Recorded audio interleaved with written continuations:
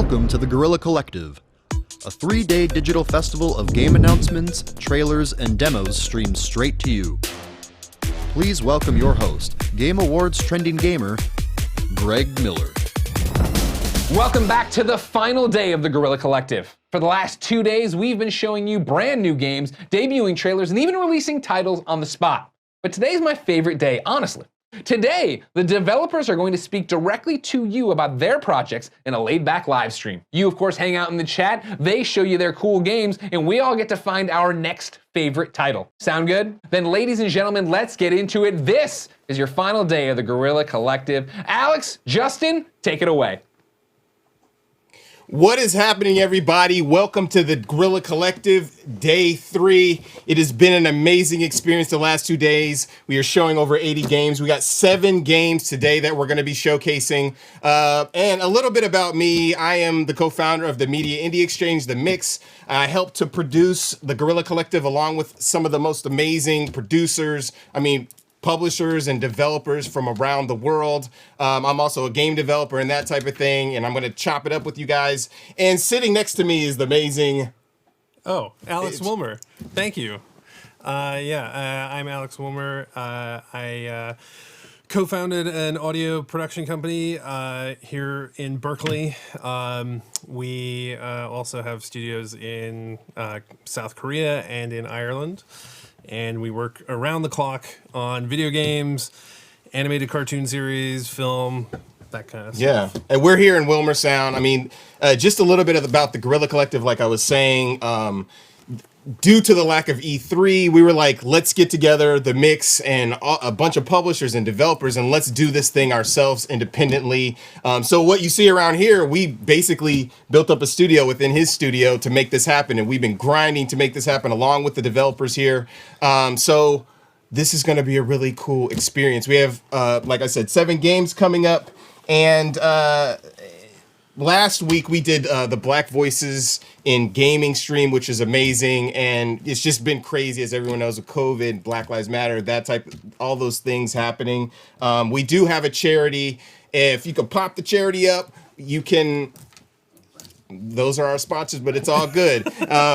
So we do have a charity that you could donate through Tiltify, the NAACP, UNICEF, and Gameheads. If you want to donate, anything that you put forth for that is very, very helpful.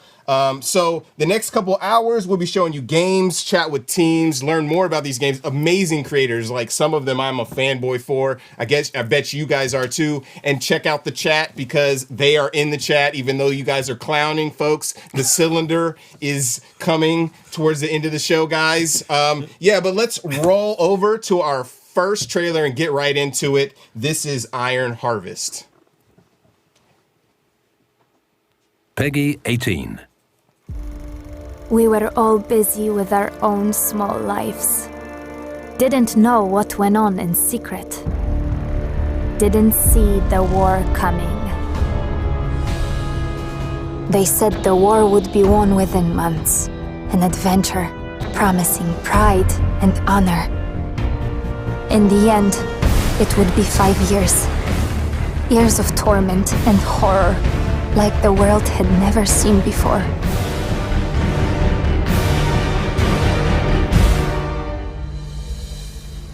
The Great War, that was supposed to end all wars, is over.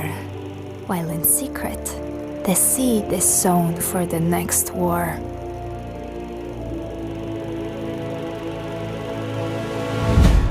But this time, we're vigilant, and we'll fight.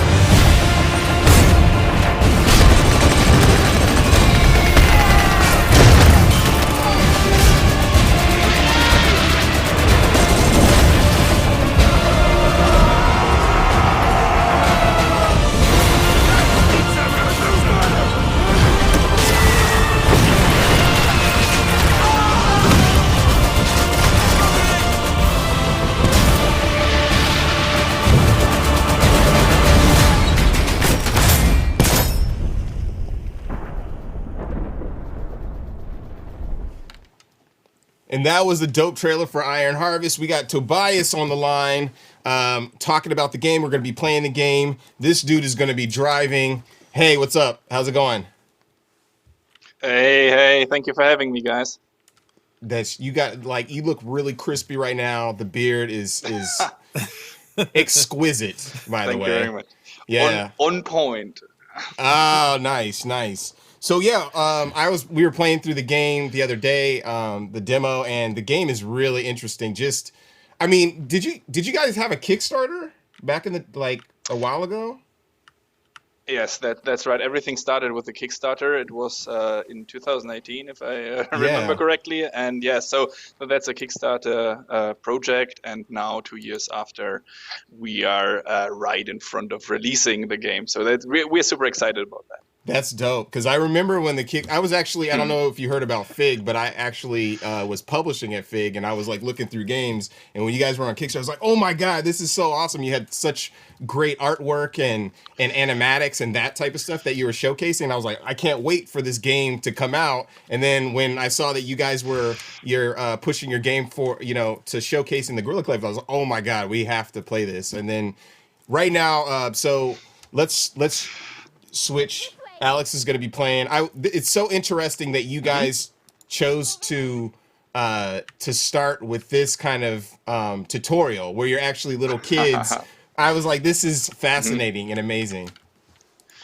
Yes, exactly. So the game, for those who don't know, it's an RTS, right? So a real-time strategy game. But here in this tutorial, we somehow need to teach the people how the mechanics work, right? So we thought it's a pretty cool way to make it in this kind of snow fight scene, because not only does it give you the basics of the game, but it also gives you some background story of the main characters of the game, because this young lady there is Anna, who's the hero for the Polania faction, and it gives the characters actually way more substance, I'd say. Yeah, for sure. It's always good to have like an organic feel when you're doing that, as opposed to it just being this like really stiff, like you have to read a bunch of texts, a bunch of text. But what was your? Go ahead. No, press A and D to move the camera and stuff. So here it's like a little bit more gamification, right? Yeah. So that's the word, I guess. Yeah, true. So what was the inspiration behind Iron Harvest? So the biggest gameplay-wise, the biggest inspiration are games like Company of Heroes, Dawn of War, and Warcraft 3. So it's more this classical RTS, and like gameplay-wise, the closest is probably Company of Heroes. If you remember that game where you have to take cover, you cannot just simply send your troops to the front line. You have to protect them and keep them alive because they are very precious and very expensive. So it's a very tactical and strategic RTS actually. And from the world and the design, it's inspired by Jakub Grujalski, which is a Polish artist, his artwork. And he actually created this 1920 plus universe. That's also in the name Iron Harvest. There's like a subtitle 1920 plus. That's the name of the universe. And in this universe, you have an alternative post World War I, where the people, instead of tanks, were using giant mechs actually to fight. And we call this era the diesel punk era. So steampunk is a little bit earlier, cyberpunk later, and this 1900s is the diesel punk era, and that's where we are playing, and this is where where's everything based on. That's super interesting. So so what role do you play on the team? Just curious. Excuse me, come again? What do you do on the team? I'm just curious. Oh yeah, so I'm Toby. I'm the PR manager for this game. So I'm the one who's showing his beard into the camera and tell you how great the game is. But actually, I'm taking the game. I'm traveling the world with it, and I'm trying to show it to the people. And actually, that's what we did since the Kickstarter campaign, showing the game and collecting feedback. And that's what we are also doing right now. There's a closed beta for Iron Harvest, but the big announcement, if I can say it like that. From tomorrow, there will be a demo on Steam, so everyone can try at least a little bit of Iron Harvest before it actually releases. And that's important for us because we are collecting feedback and try to implement as much as possible into the game. There's a multiplayer component where you're fighting against your friends and that type of thing. Very right. So in this RTS, of course, there's a big campaign. That's the part which is inspired by Warcraft 3, so with the hero units and the deep single-player campaign. So there will be planned right now 21 missions for the single-player campaign. But of course, as you said, there's also a multiplayer, which I like a bit more than the single-player, but just me personally, because I believe that having this huge mech fight, stomping through buildings, outrunning your opponent, outsmarting your friend, is even more interesting than fighting AI. But that's just me. So if you are more into the single-player part, then go ahead. He got defeated. What can in the tutorial? In the tutorial with snowballs. You know what I mean? Yeah. Oh boy. Well, no diesel. Not looking forward No to reading diesel, this, but hard ice. You can try a skirmish battle if you want, because then you can see more than just throwing ice. Yeah. And then if you're quick enough, you will be even able to build some mechs and show the people how the. Hey, someone in the chat is writing Snowpunk. Yeah, Snowpunk. That's the tutorial. Dope. Exactly. That's dope. That's really dope. Can you tell us a little bit about the story while we get back and go try a skirmish? Of course. So the story is, well, in this 1920 plus universe, there's three factions there's more factions, but in the game there's three factions. We have Polania, which is something like alternative Poland, Rusviet, something like alternative Russia, and Saxony, which is something like alternative Germany, and they are fighting each other in Iron Harvest. So, and the idea is that, I don't want to spoil too much about the single player, of course, but the idea is that there is some kind of super weapon somehow someone has it, everyone wants it, and all the campaigns are actually trying to get to this point. Who gets the weapon? Who will take charge? Who will be the powerful source in the end of the game? And that's like the big overview of the campaign. But of course, for every campaign, for each faction, we have 7 missions. So you will see the different angles on the game and the different parts of the game from different views, and eventually find out that who seems bad isn't that bad, and so on. So there's some plot twists and stuff, and the missions should be as unique as possible. Cool. You're gonna have to run us through this as he starts getting things I'm going to moving. the Iron Mine. So first of all, exactly. So that's the Company of Heroes style gameplay, where there's no. If you think of a Command & Conquer or something, you have to collect your Tiberium. Here you have to conquer those iron mines and oil pumps, and they will then over time generate some resources for you. So the big idea is it's something like moving the front line back and forth all the time. You have to recapture resource points. They will generate something, but the opponent can take them from you at every moment, and so on. The two units you have right now is regular riflemen and engineers. Those engineers with the these ones exactly. They are building base. They're pretty much building your base. So if you push H or put on the building, push the building button on the bottom right when you click the engineers, then you can build some buildings like barracks and a workshop in your base. And as I said, it's moving the front line back and forth. So on the minimap on the left side, you can see how the opponent is slowly conquering resource points and those flags there. And it's a bit like capture the flag. So if the opponent takes them, then there's a counter, which you can see on the top, the winning points, victory points, which I personally don't like. I'm for the annihilation, fighting the opponent till the end. But yeah. Sneaky win with victory points is of course also possible. There's no snowballs here. If no snowballs. Bullets to your face. I'm attacking these guys. Oh, they ran away. Yes, exactly. You can. They saw you probably, or they took the oil pump and now they're getting something different. So on the map you have the oil pump. You have crates. In those crates there can be weapons, there can be resources, there can be There's field gun, for example, weapons lying around, and you can adapt on the battlefield while playing the game. And the coolest thing, I believe, is not only the covering system that you have to take cover when you're attacking someone, but when you have a mech or something, then you can walk through buildings and just ignore all the cover because they're way too big and will just stomp through.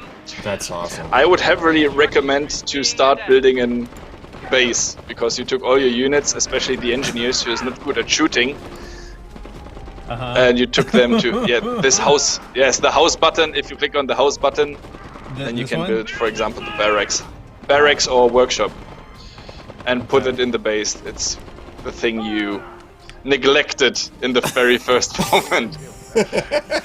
Tobias is going in on Alex. Learning is fun. Yeah. Although I painful. mean, it's as always, you have to get the basics, and that's why the snowball, that's what the snowball tutorial was trying to teach you, that of course how to move on the battlefield, but also how to build your base and take care of it. Our barracks is under attack. My barracks is So under it's getting. attack. By the way, I'm trying to right now talk to you via my cell phone, and I'm using mobile data. So if anything happens, then just so you know. They'll figure it out. It's all good. It's good. But it seems to work, so I have my makeshift streaming device. No, here. your stream is amazing, by the way. When we saw your camera, it's like better than like 90% of other, you know what I mean? Looks super pristine. Thank you, cell phone manufacturer. I feel like I have lost all my units and my base. So you were learning the hard way. How about we start again, and you use one of those units you have there, the rifleman, to capture resource points, and the other one, the engineers, to immediately start to build something, and then you send out the engineers as well. So I'll So let's restart. Okay. Yeah. For instance. Are you sure you want to restart? Yes, sir. Yes, So- you definitely do. I sure am. Of course, it's the base building is just the focus is not on the base building. You need a base to be able to build units. Of course, that's where you get your mechs and your soldiers. However, the focus on the game will always be on the front line of the battlefield. So what actually happens is that you're trying to protect your resource points at all time. You're trying to push the enemy back and so on. And what's really interesting, maybe you saw it when your units died. Whenever you kill a human unit, they will drop their weapons. So let's say you are killing, I don't know, a flamethrower unit, then you can tell your engineers to pick up the flamethrowers, and they upgrade to become flamethrower units. So a potentially weak unit becomes a potentially very strong unit. However, you then lose the engineers and become flamethrower. So this gives you a lot of independence and flexibility on the battlefield, which is pretty cool. So let's say the opponent is attacking you with tanks or something, and you really need to get some cannons quickly to get them down, anti-tank cannons. Then just try to pick up cannons if you're lucky enough to find them anywhere, somewhere. So we have to collect. We have to push for more resources. So you can either pick up the crates lying around. You can see them on the map. There are those white boxes. Those are weapon crates or resource crates. I see. Or exactly those cool. ones. And it's a weapon crate, so inside there will be a weapon, but there's also oil crates and iron crates. And if you go to the resource points, then you can capture them as well. In your HQ, the only building you have currently, you can also build basic units. So you could build another engineer, for example, so you have 3 units instead of 2. What is very important for you, I guess, is the retreat button. So once one of your units, no, you are laughing, but actually it really helps you to survive, because in same as in Company of Heroes, you cannot afford to rebuild so many units, so you need to keep them alive. Perfect. You just push the R button or the button on the bottom right, and nice. they will get a hit point bonus, and they're running back to their HQ where you can repair them or heal them. Okay. Oh, So cool. once they arrive at your HQ, they will lose this small arrow on the head, and if you push R again, you will replenish the unit. Okay. R or the top left button. So Tobias, when is the release? The release is on the but this joke only works in Europe. However, the game is called Iron Harvest 1920 plus 1920, which is the 1st of September 2020. Okay, nice. Only works in Europe though. So it's in a few weeks, in a few months. There's the Iron Harvest is releasing, but and that's a very important and very cool part. From tomorrow, you can get your demo on Steam for free, so you can try it for several days. So it's from June 16th to June 22nd. You can try it, give your feedback, and try to stay alive a bit longer. Definitely be practicing. The game is awesome. It's very gorgeous. I love playing the beginning part of it. I'm definitely going to be playing it. You can wishlist it now. Exactly. So Yes. Go Steam, Epic, whatever shop you like, go there and you can wishlist it and try it if you go to Steam. Thank you so much, Tobias. It was amazing having you. Thank you very much for the invitation. It was great. Yeah, for sure. All right. That was Iron Harvest, King Art Games, Tobias. The game is really fun. It's cool. It obviously takes a minute to really get into. It's an RTS, but the game is there's a lot of strategy in that game, which is really cool. It's amazing to see the dynamic cover too, the way that you go behind the cover and they automatically take cover and stuff. It's really cool. It's the kind of thing you need plenty of time to kind of figure out, obviously. Yeah, for sure. But that's the kind of thing that I would lose many hours playing for sure. Okay, so up next we have Say No More, Marius Winter. Roll the trailer, sir.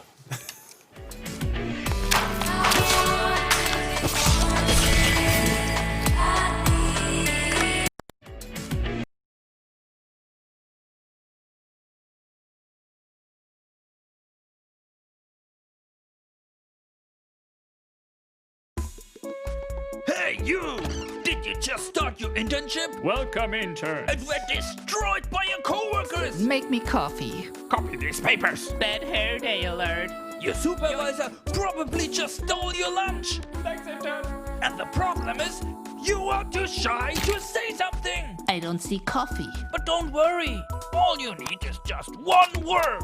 It's the word no! No! Whoa! You work late today. No! Whoa! Be nice to our supervisor. Clean the coffee maker. No! Go, buddy. No! Alright. Yes! You learned well! Big way. No! Hey, keep it down. Hey, let's go. Okay, you can. No! Whoa, what is this madness?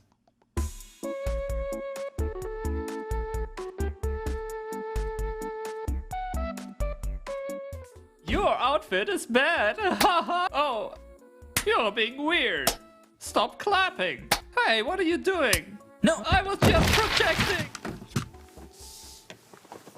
That was Say No More. This game looks really hilarious. We got Marius on the line. Oh, hey. How's it Hello. going?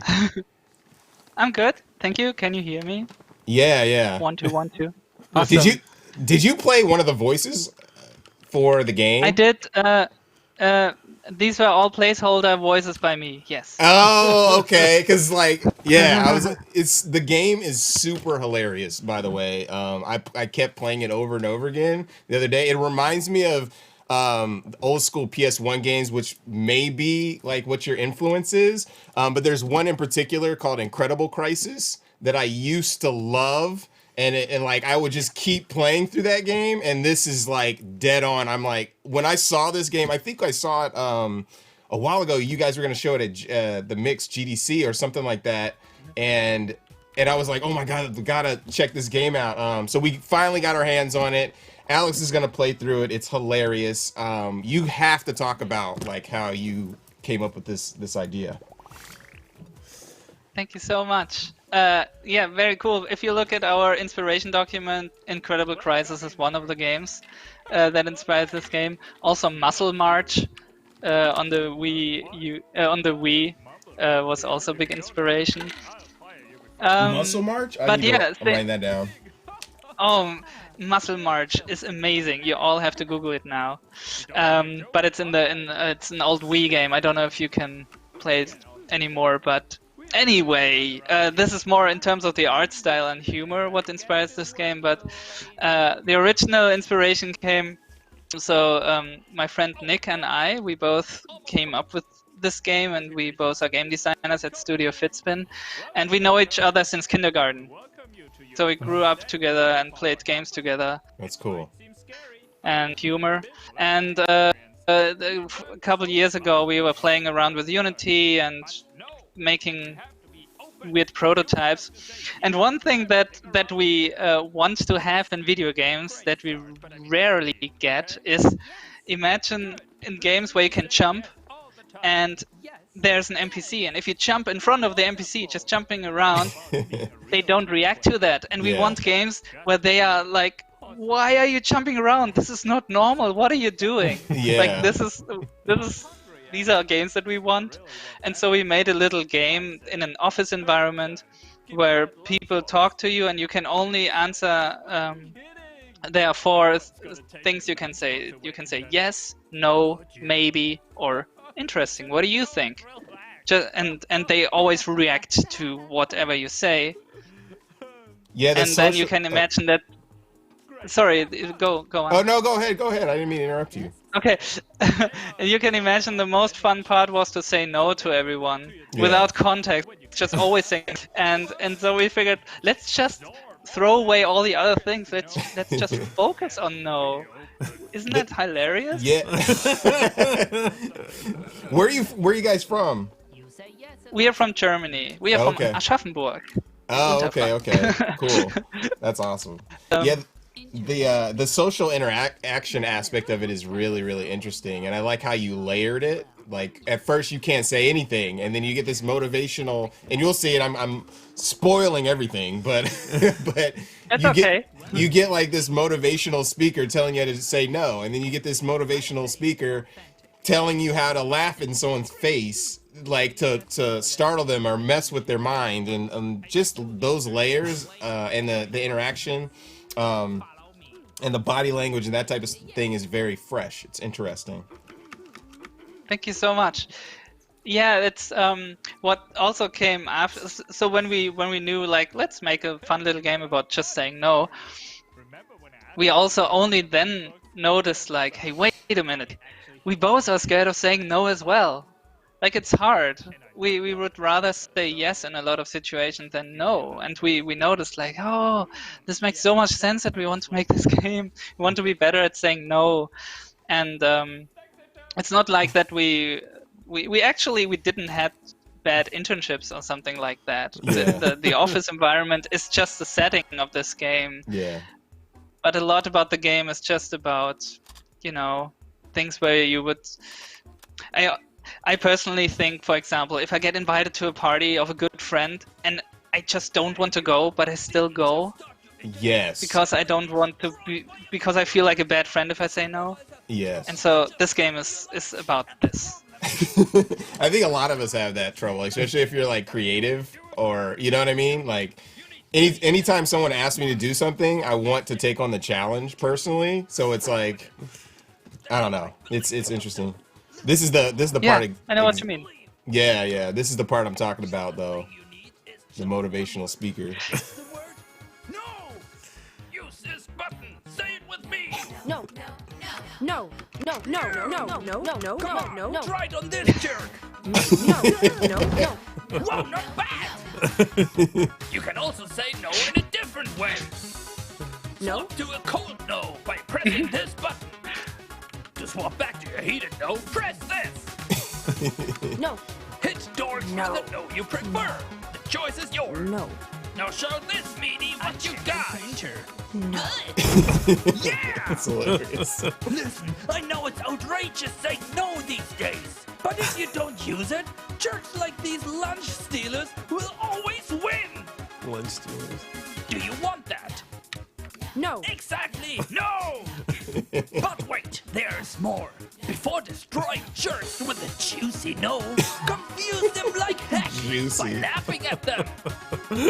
I love this Hold part. this button to laugh at this dude. Or you can clap at them with this button. The choice is yours. I feel awkward. Know him. Right? Laugh at idiots to feel better. I don't know why. Laugh at idiots. Make them feel weird. What? Oh. No. I'm actually small. You did it. I like it. Yeah, like, this is laugh what I at- was talking about. I like games where I can irritate NPCs. Yeah. So hilarious. just doing a slow clap. Subscribe to my channel. Yes, you learned well. Just subscribe to my channel. I like say no to this jerk. Hello. No. Whoa. I need some. No. Did you see my new lunchbox? No. Excuse me? What did you say? What? What? He busted a combo on his face. You are just an intern.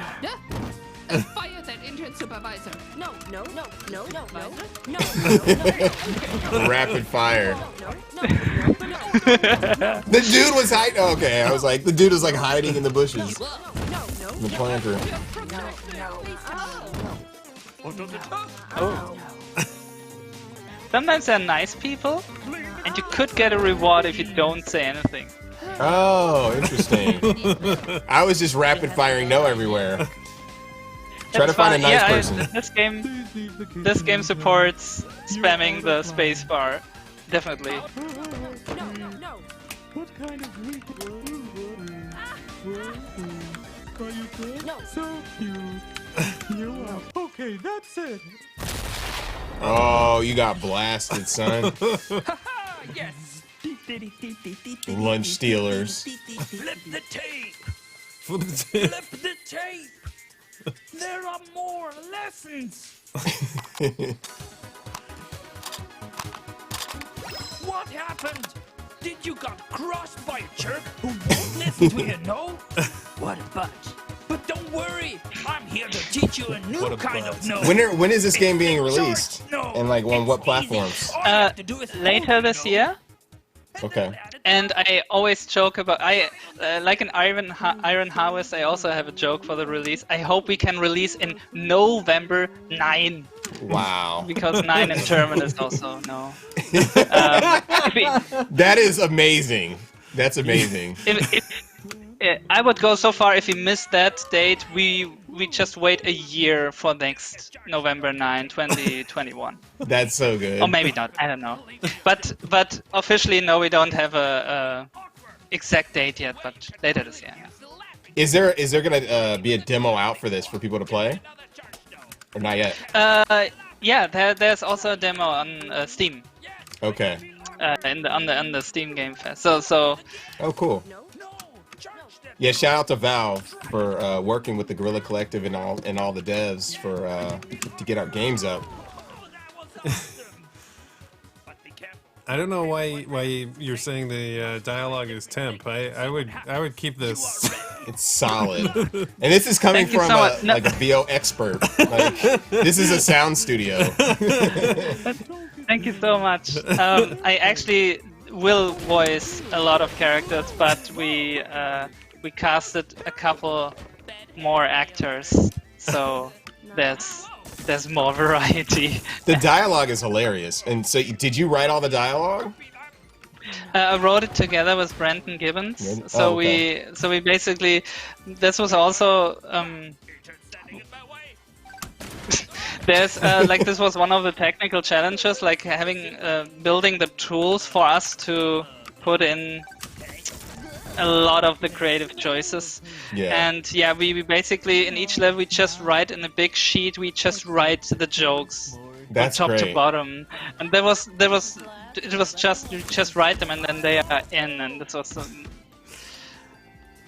Yeah, it was a really fun experience writing the jokes because it was a lot of elements in this game is just like, here's a funny thought, I write it down, and it's done. There are a lot of things where we don't think too much about them, and if they make us laugh from the beginning, then we keep in the silly stuff. Because there's a lot of encounters you have in this game. This is just the first of 8 levels. Well, we are not going to spoil the end of this demo for everybody. It's so this game is so amazing. Everybody wishlist it and check out the game soon. 9. But yeah, thank you so much, Maris. Where can they follow the game and where can they check everything out? We now have a Twitter account. It's at saynomore_game. And also our webpage is saynomore.re. And yeah, this is where you get the news and all the newest news. Yeah, cool. I didn't practice this. That's hilarious. You were waiting. I see myself on the screen. Like, you should have just told me no. But yeah, thanks so much. The game is like really refreshing. To see something like brand spanking new and different. Keep making these type of games. I think we need to celebrate this kind of ingenuity and interesting kind of design. So yeah, very cool. Thanks for coming on. Thanks for having me. All right. Bye. Say no more. Say no more, Justin. Okay, I definitely won't. That game is freaking hilarious. It's definitely up my alley. What we have next is Tanya Short with Boyfriend Dungeon. Let's roll the trailer, please.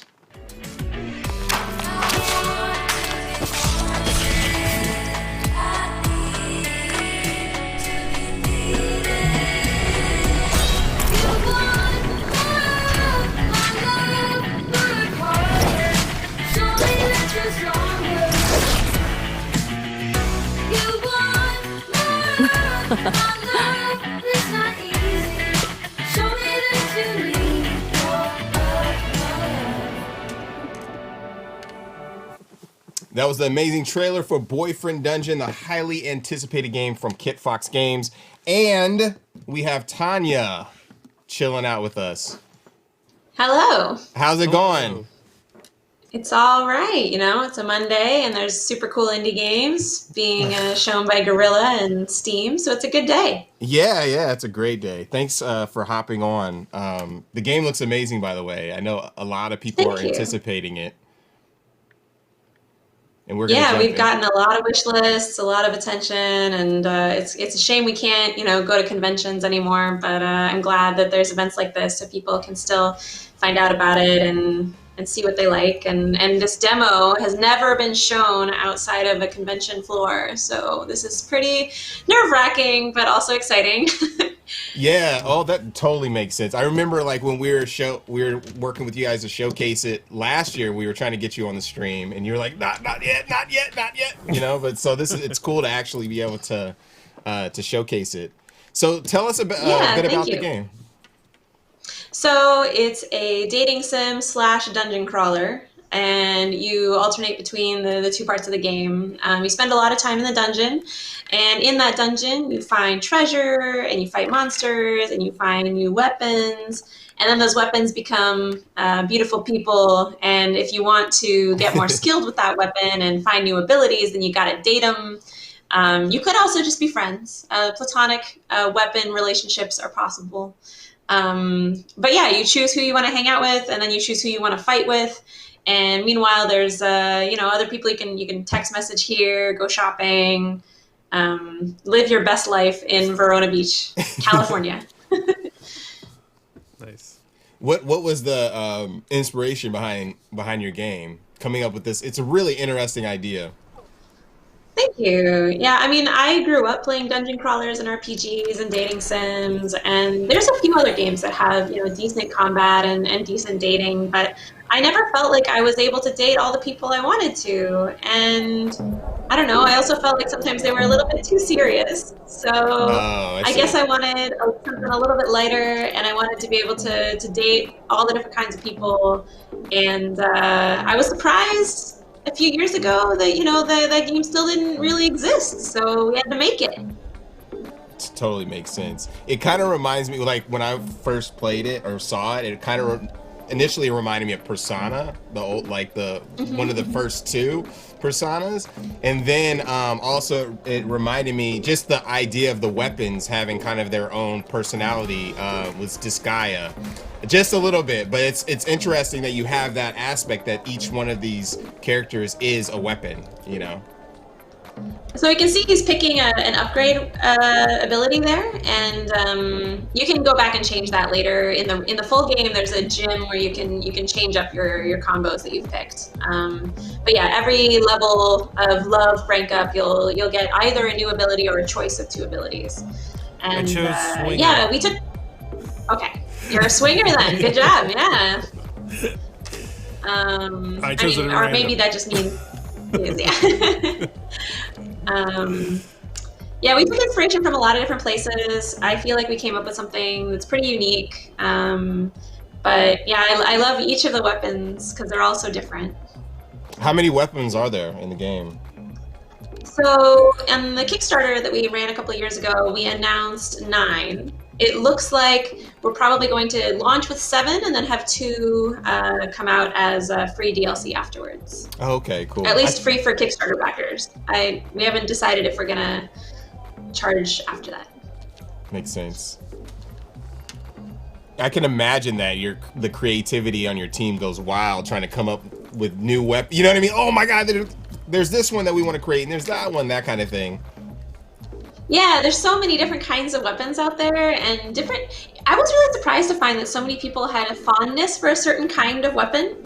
And 7 isn't, Borderlands or anything, number of weapons, but hopefully there's a good range of different kinds of personalities and different kinds of swords, and then there'll be something for everybody, I hope.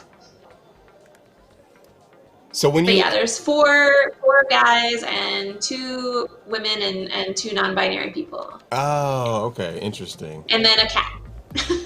Oh, really? I did not see that one coming. Yeah, he's little brass knuckles. Nice. We got a transformation sequence. It's so sick. Yeah, this is Tawar. He's going back to his human form to flirt better.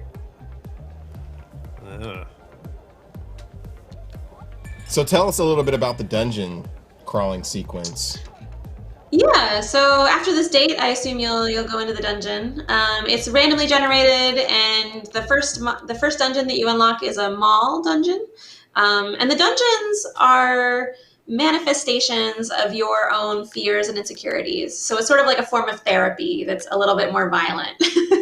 Okay. And so I'm not gonna spoil what all the symbolism is of the different enemies in the mall dungeon, but then later a nightclub dungeon is also unlocked, and you'll get to know this whole town over the course of the game. But so far we're planning 2 full dungeons, and then also a mini dungeon for the boss fight, and we'll see if there's more for the DLC as well. But there's 12 floors you have to fight through.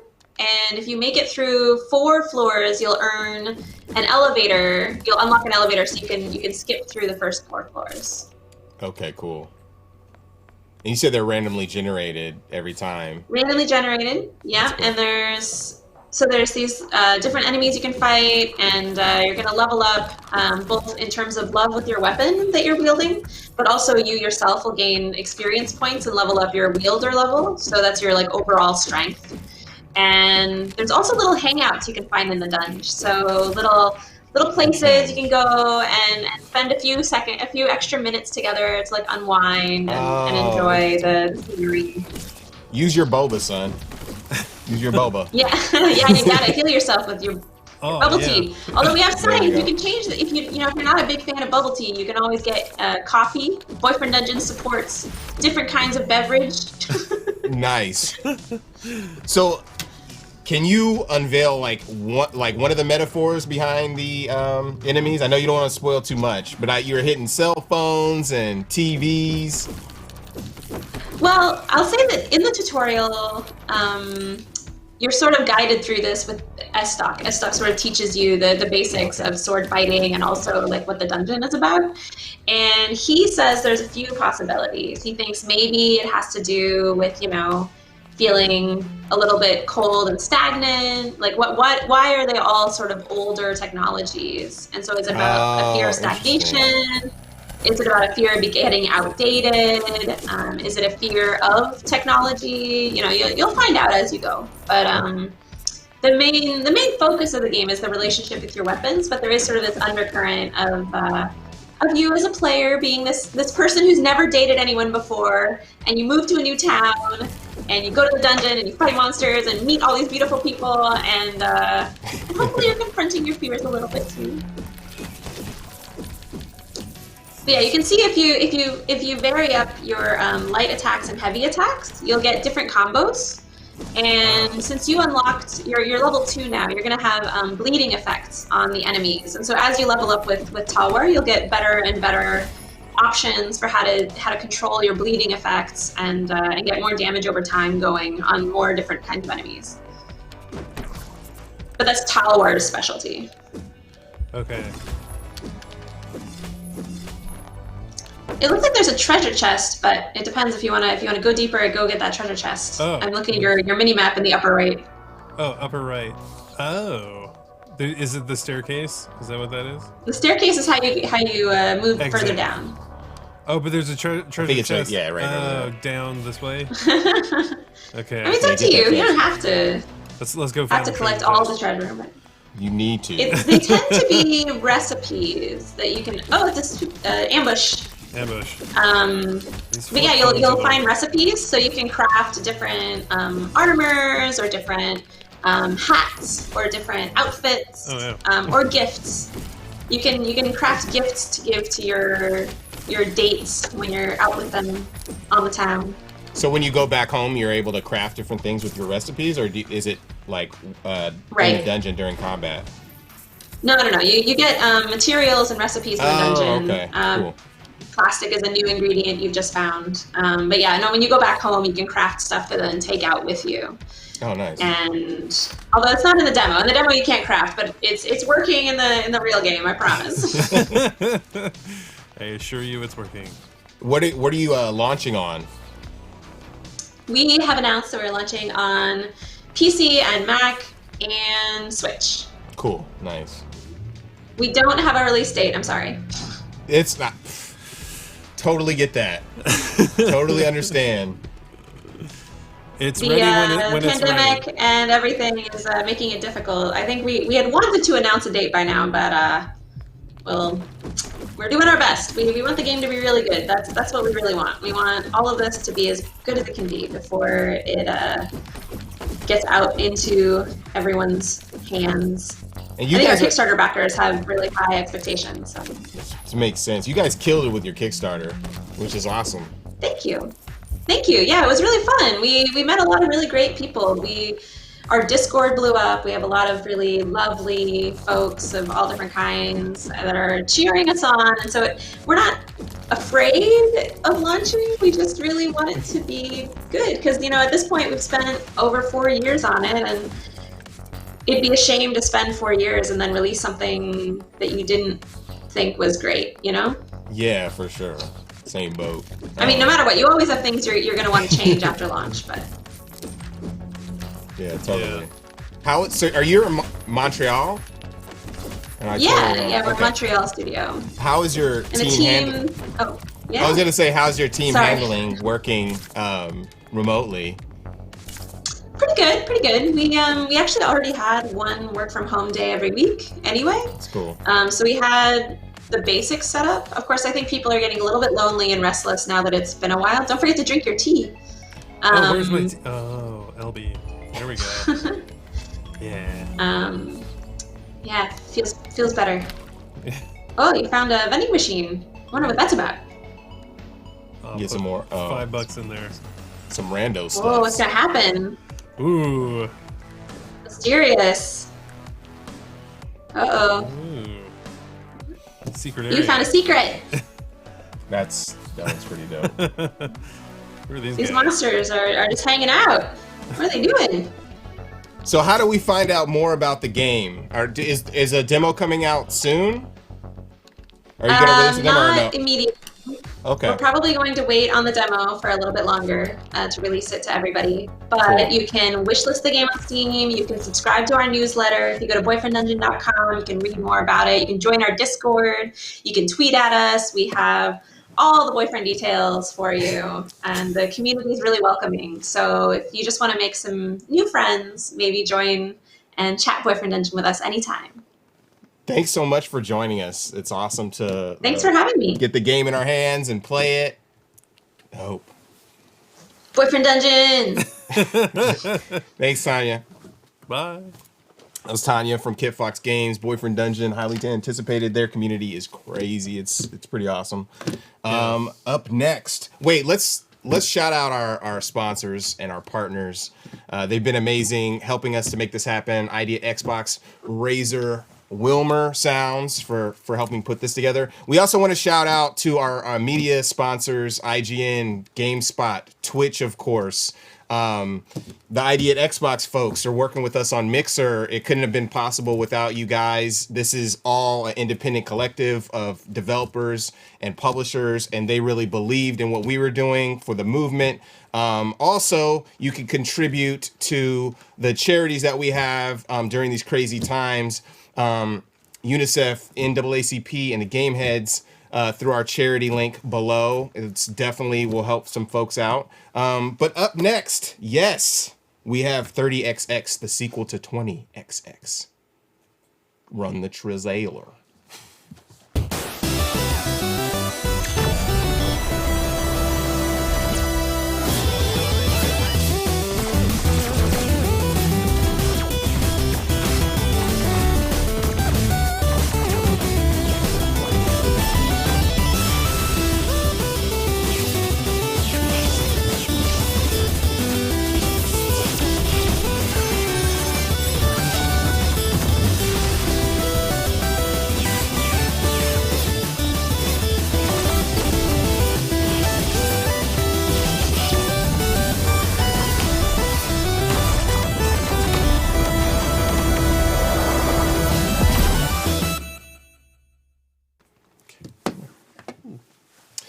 That was 30XX, the sequel to 20XX or 2000XX. Here we got Chris King. We're going to play the game. Highly anticipated. How's it going? Hello. Good. Yeah, thanks for sharing the game. When I saw that you guys entered 30XX, I was like, oh my God. Because 20XX, I mean, for me personally, as a developer and loving Capcom games, that kind of thing, it kind of came out of nowhere. I was like, what is this? At first I was like, is this a Mega Man clone? And then I was like looking at how you guys were developing it and evolving the game, and it was like, what? This is, obviously it pays homage, but it's a different type of experience. And to see that you guys made that, it was successful, and then you guys are making this one, and the art looks gorgeous. Thank you so much. Can you tell us a little bit about the evolution of what you've done in the genre with this game? Yeah, of course. So with the first game, we're super happy with how well 20XX did for us. It was our first commercial game. None of us had made games before. It was the first time we'd really come to this. And so, first time game development's really spicy business, right?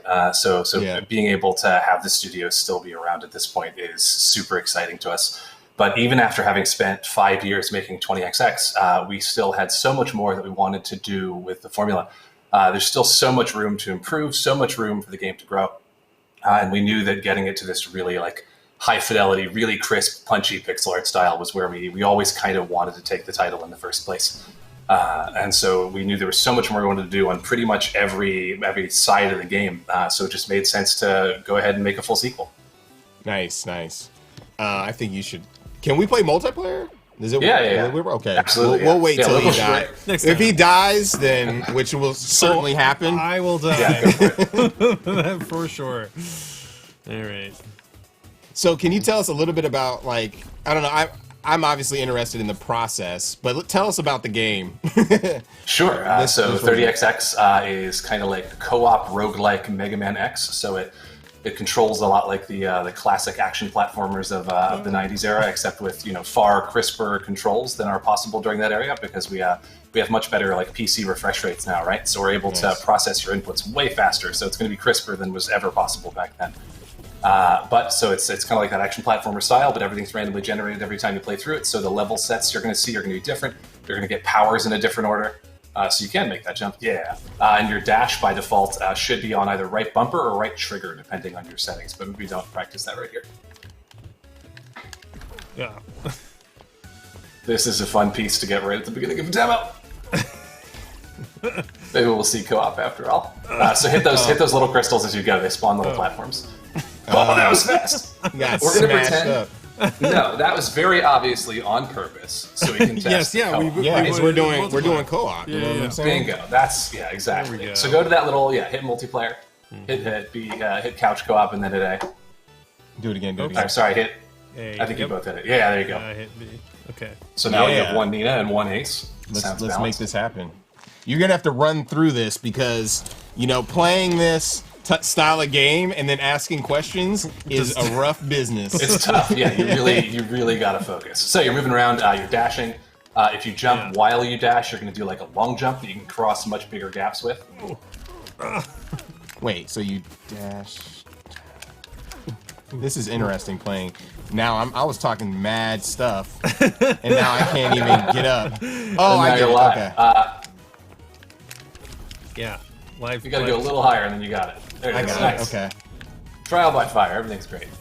You notice the camera zooms out a bunch in co-op. Yeah, that's awesome. It's cool to play this. It's like when I was I died, but as a kid, you always wanted to play these style of games with somebody. So having that component is really... That's exactly where we were, right? When we first started making 20XX, we really just wanted the ability to have some kind of cooperative play in these kinds of games, because we always wanted them growing up, right? Growing up, you had to share the controller. Yeah. Your brother wants to play, and you have a really hard lesson very quickly about having difficult chunks at the beginning of a demo that's streamed in front of a bunch of people. It's good. The game is challenging, which is great. It is challenging. This is a very early pre-alpha for us. This is super, super early stuff. We've obviously spent time polishing the demo, but since it's a roguelike, since we're going to throw random level pieces at you, every so often we're going to have pieces that are maybe a little more difficult than we intend to be really early at the beginning of a demo show up. Like, this looks much more reasonable. No required precise wall jumps. Just probably where you ought to be on level 1 of a demo. I have some work to do after this. But I learned how to jump, do a vertical wall jump, which is great. Now I'm going to use that tool, ideally, though, I teach you to do that without a fire that's going to kill you right there and just wrecking you. He's dead. So because it's a roguelike, anytime you fall in lava or touch a spike or anything like that, we're just going to do a little bit of damage to you and set you back instead of like straight up killing you. There are optional difficulty toggles, of course, that let you turn on auto kill spikes, but like pretty unfriendly for a game like this where we expect you to get through on one shot. Let's go down. There you go. So how's the game laid out as far as progression? That is an awesome question. So in 20XX, there are 4 basic level themes you play through twice every time you play through a run of the game. Where a run of the game is 8 levels that are themes, 8 main sequence stages that are in a semi-random order. The player has some level of control over the order in which they tackle the stages, but not complete control. So like in a Mega Man game, you finish a stage and there's 7 stages left, right? And you can pick whatever one. Yeah. Oh, you're getting chased, run. Ah! Got smashed by the wolf spikies. And maybe don't touch the fire. So the big thing you're noticing here, and this is critical to our process here, right? Is that you're making progress. Each of these runs has gotten further than the last. Yes, we're getting better. You absolutely are. We're learning machines. Yeah, in 30XX, each boss, each main sequence stage has his own entire unique set this time. Oh, it's this piece again. Oh, look at that. See that? I learned it. Not even close. Love to see it. Oh, it's this. Yeah. I'm gonna start. There it is. Nina's got it. Okay. So this should also still work in the demo, but if Ace holds B for a couple seconds, you should be able to like teleport up to your teammate. Oh, what? B? Just a co-op feature. And then let it go. Oh. Nice. Yeah. Oh, schnooks. Old carryover feature from 20XX. It's important. You know, one of the things here is that we want to make sure that when you're playing 30XX with a friend, that it's always a fun experience, regardless of potential like skill disparities between players. Yeah, I was thinking that. That's cool. One of the things that can get really tough, especially I think the onus for us adding that was definitely at one PAX with 20XX years ago. It was like a young father telling us that his kid absolutely loves the game, has so much fun with it, loves the characters, but just really struggles with some of the platforming segments. Yeah. And having the child able to like teleport up, meet the parent, made their experience a million times better. So we spent a little time, shopped that, and got it in. And of course, we want to make sure that all of the lessons we learned while we were making 20XX carry over to 30XX. You know, we don't want to backslide in anything here.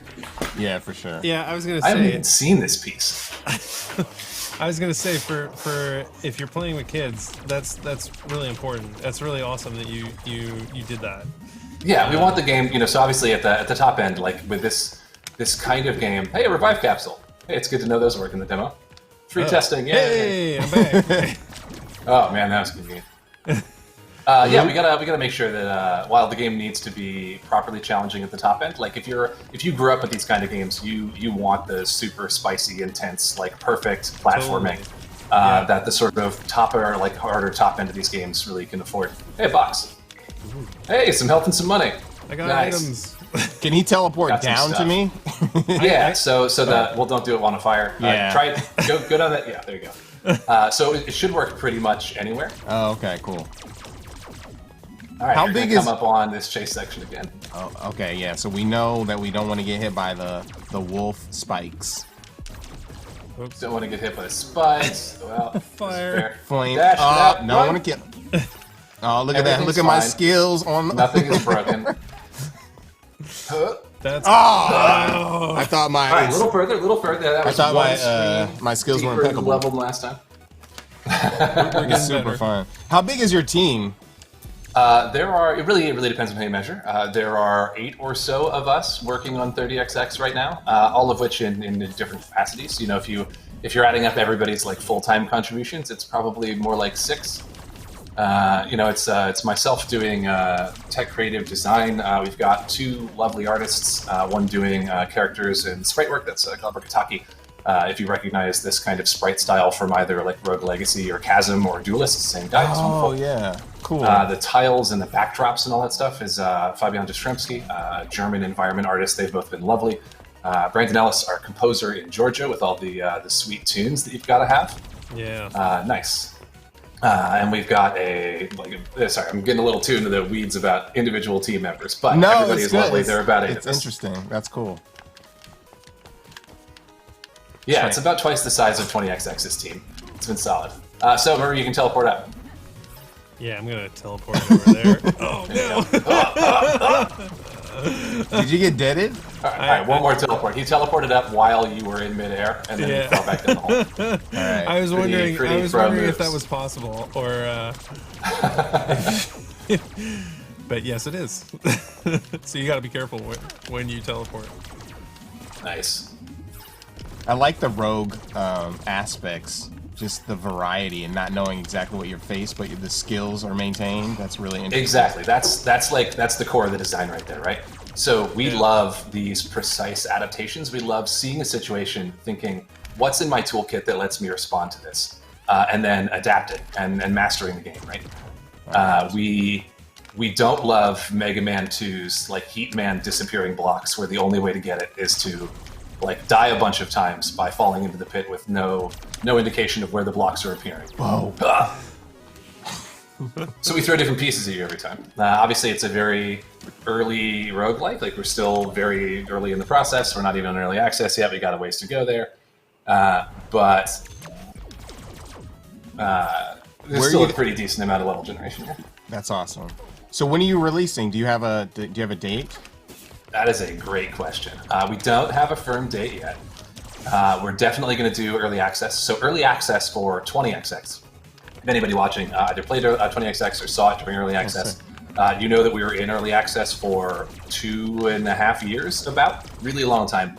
The only reason we're still here, the only reason the studio is still here, the only reason we get to make a new game is because our incredible early access community on 20XX gave us the feedback and the resources and the pushes we need to make the game great.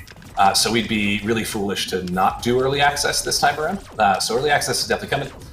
Probably sometime between this fall and next spring. We've been telling people it's like a 70% chance that it's somewhere in that window. But it depends on a lot of stuff. And then 1.0 is sometime after that.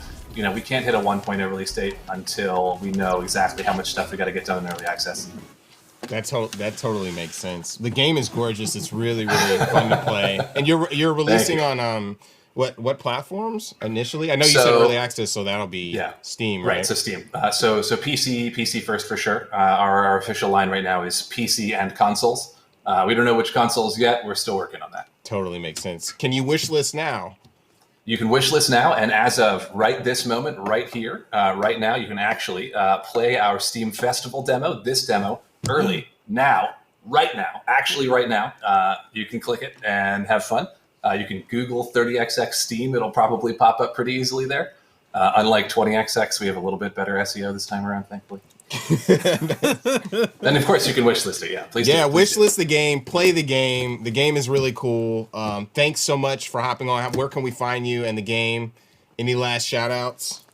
Yeah, I mean, I'm so proud of the team we've put together. Thank you guys so much for helping us get this game to where it is now. And I want to shout out the community for having been so supportive of us while we've been building it.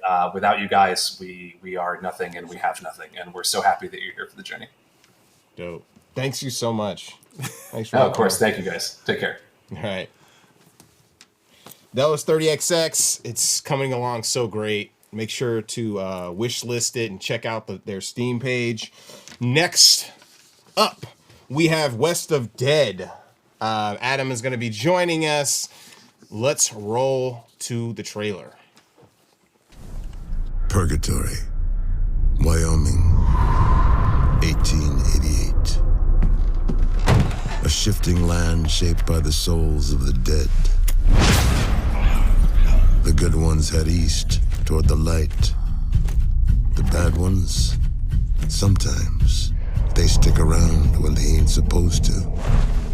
That's where I come in. To change their mind.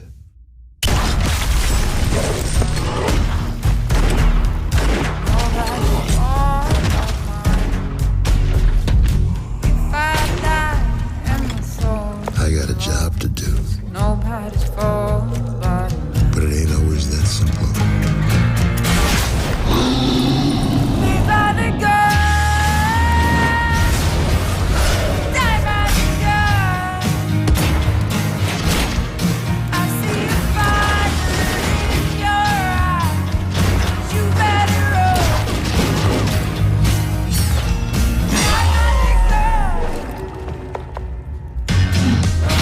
Some say a coward dies 1,000 deaths, and a hero only dies once. I says, a hero is someone who keeps coming back. I see fire in your eyes, so you better run. Die by the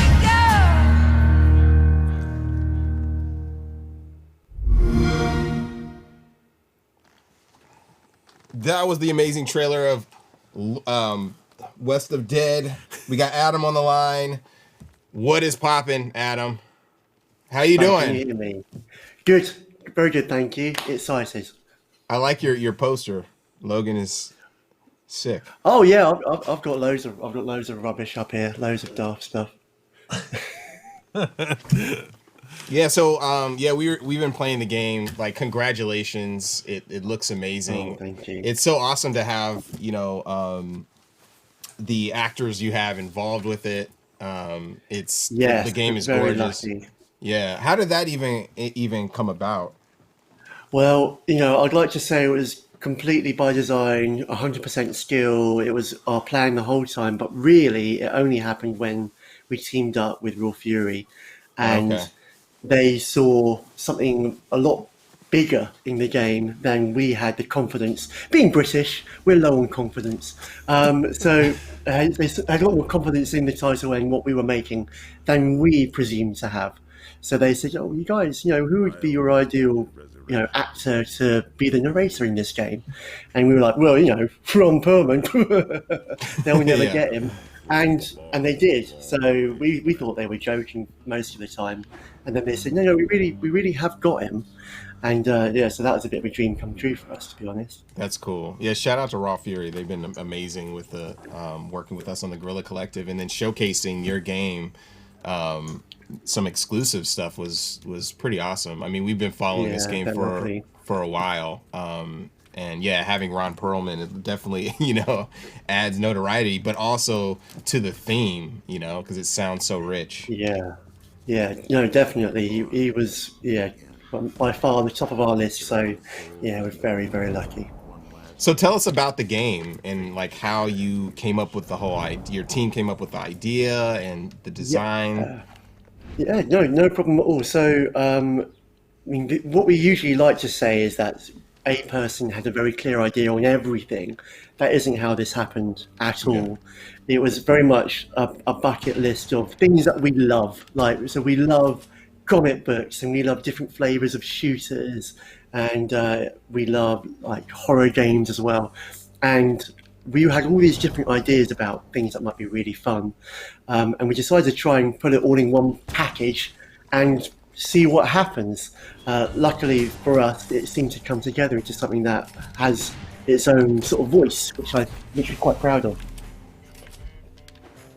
So tell us a little bit about the mechanics as he's smashing. So as you can see, you can see straight away that we were trying to meld two different shooter genres that very rarely have anything to do with one another. So we're big fans of twin stick shooters, but we also wanted to see what could happen if we brought cover mechanics into the center of the twin stick experience. And that was quite novel for us. We hadn't seen that done or combined in that way before, and that meant quite a lot of prototyping and testing as always to try and figure that out. But we're trying to get this clear sense of like a Western style gunfight where you crouch behind cover, count your bullets, dash out, that's cool, do some damage, and then get back into cover again. And nearly every system in the game is to try and do one of two things. The baddies are either trying to get you out of cover, or if you're out of cover, they're trying to get you back into cover again. So it's got a very quite unique staccato pace to it. And the cover is breakable and explodes and stuff like that as you go along. Yes. So they're trying to destroy the cover while you're trying to kill them. Absolutely, yeah. So with the classic Western shootouts, you'll dive behind cover, reload your weapons, and you have a boost to how quickly you can reload when you're behind cover. So there's good reasons to get in there. But cover doesn't last forever. The great thing about it, though, is you can shoot from cover with complete impunity. If you're behind cover, even if you're shooting, the cover's going to take the damage, not you. But it doesn't last forever. Nice. That's really cool. It does definitely look like a living, breathing comic book, which is... Oh, thank you very much. I really That's exactly what we were hoping to hear. All the characters have a lot of like interesting design. He's got the red cape and kind of like the Ghost Rider flame, but then he has this like... I'm an art dude, so like, looking at that, this is the first thing I kind of key into, but he has like the slash across his skull, which is really like makes him stand out. I could definitely see figures and stuff made from this character. Oh yeah, definitely. I think a lot of our sort of love for different comic books shone through in a lot of the designs, especially when it came to like the main characters and that appear in the title for sure. Very good. You're playing well. As you can see, we've had to use quite a lot of interesting things with the different weapons you have as well. So shotguns have a very short range compared to rifles. And there's about 4 different flavors of weapons. There's rifles, shotguns, pistols, and revolvers. And each of these squeeze the player into a different corner of the gameplay. So shotguns are great close up and have a wide arc, but you've really got to get out from cover to get close enough to use them most of the time, unless you're willing to sit put and wait for something to come to you. So can you tell us about or tell the world about the story and the narrative behind what's going on? Yeah, love to, absolutely love to. So we are doing quite a riff of the kind of like a stranger in town, sort of classic Western style story. You don't know who you are, you don't know who you were, but you know that there is a new place that you need to clean up, and but this place, different from other westerns, is set in the afterlife, but not your classical kind of Christian style afterlife that we thought. It's its own place. It's got its own kind of lore, and this is a place which is shaped by the memories and fears of the souls that are stuck there. And normally, the souls will pass through. Everything's fine, and they face some kind of judgment. The good ones head east, and the bad ones are sent west. But for some reason, Purgatory is stuck. People aren't leaving when they should, and that's because something's gone wrong, which is what you're there to sort out. Oh, nice shot. That was like a money shot for sure. I can't wait to see some of the bosses. I bet you the design is outstanding. Oh, we've had a lot of fun designing a lot of these enemies. I mean, the other thing about the story is, with the structure, is a kind of a roguelite structure, so you never know what's around the next corner. We want that to... we really want to make the players' skill build up and keep facing them with new surprises each run. But trying to mesh that with a clear story is a bit of a challenge, actually. Yeah, so we had to start thinking about the story not as a straight line, but as a spiral that goes back around and back around to the same points. And what can we tell the player in these known little areas of the game, and which is usually in between levels, it turns out. So there's a little cast of characters who will tell you a bit about themselves, a bit about your past, as well as recurring antagonists that you'll come across as bosses as the game moves forward. So the enemy distribution is randomized, and are like is the cover randomized, or the levels randomized, or just mostly the enemy distribution? It is. So every room. Sorry, you're speaking to the coder here, so stand back. I'm going to start going into detail. Go in. So every room that you're in has been thought of as like a dozen different flavors of encounters. Cool. So there's lots of different places where it might be a good place to have cover. It might be a good place to have a column in the way.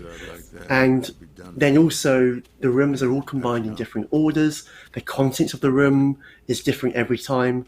And also we have basically a magic bucket of baddies that we put in a certain number of points. And you say, give us 30 points of baddies. And it will shake itself and then pour out a few baddies for each room. So that allows us to have some degree on the exact number of enemies that you might have, but we kind of make recipes of enemies. So we always want to have one of these guys as a minimum, but we can never have more than 2 of these types of baddies.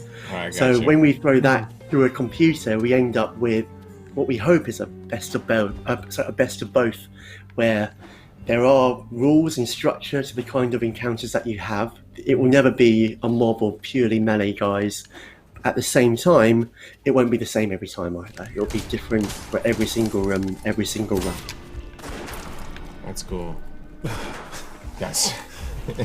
I was wondering about health, because I was like, it looked like I went to a room where I was like, was I saving my progress there? What was the... That's right, yeah. So if the skull flashes in the bottom right corner, yeah, so that ring, those are save points, so you can recover your run back from there if you haven't died. So if you have to go and make a cup of tea or coffee, you can come back and continue your run from there.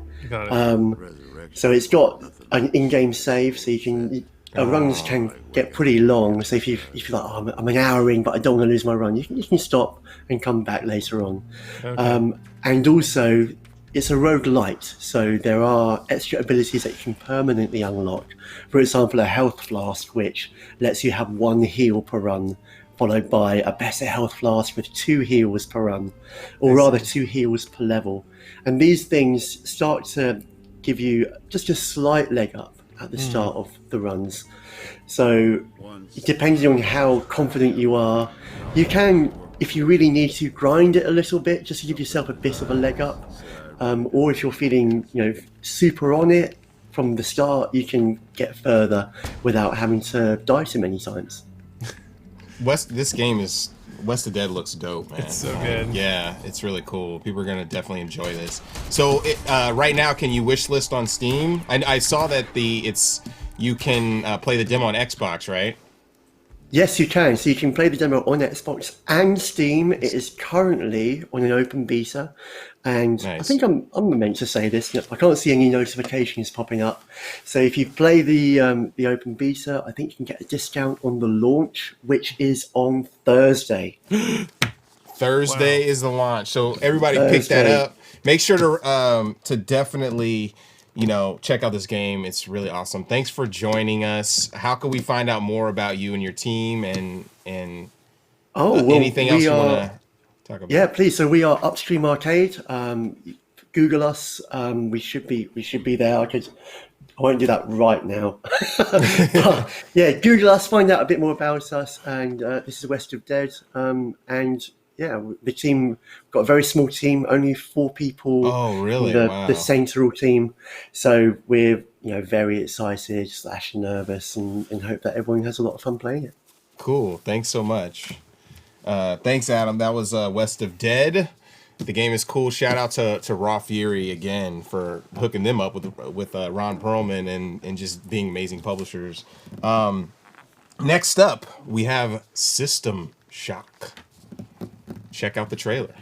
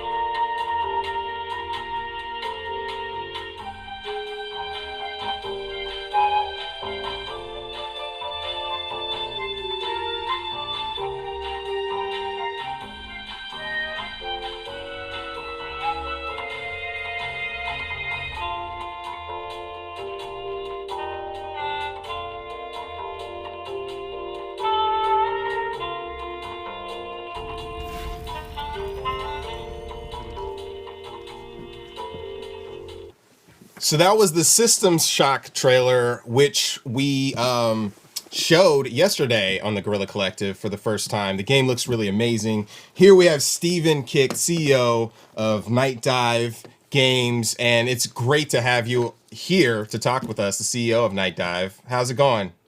Good, good. Thank you so much for the opportunity. I'm glad to be here to talk Shock.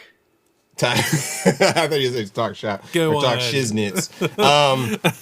No, it's so awesome to have you. I'm a big fan of like a lot of the stuff that you've remastered and the games that you've worked on previously. I think I was talking about like maybe a week before we knew you were going to be on the live stream about like Turok and Sin Gold and just a lot of the games that you guys worked on, which were a big part of my childhood, with my like Voodoo card, Voodoo 2 card, VFX chip card and my like janky Celeron processor, but playing all those games back in the day, they're like the first 3D games. So it's cool that you were able to jump in and have your team work on System Shock. Congratulations on the success that you've had so far.